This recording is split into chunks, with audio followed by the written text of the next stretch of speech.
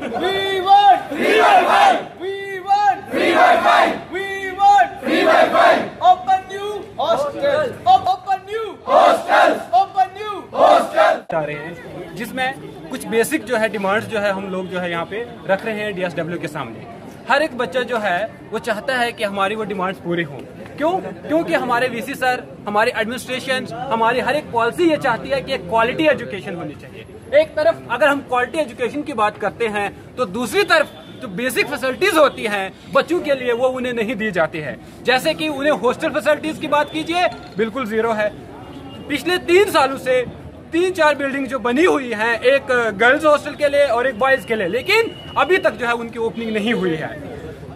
Fellowship की बात करते हैं, JRF फेलोशिप नहीं दी जाती है। एक क्वालिटी रिसर्च जो है वो कैसे होगी? एक A+ ग्रेड यूनिवर्सिटी में जो रिसर्च स्कॉलर है उसे जो है कोई भी फेलोशिप नहीं दी जाती है। अगर 2 MPhil और 6 जो है PhD स्कॉलर को जो फेलोशिप दी जाती है सिर्फ 5,000।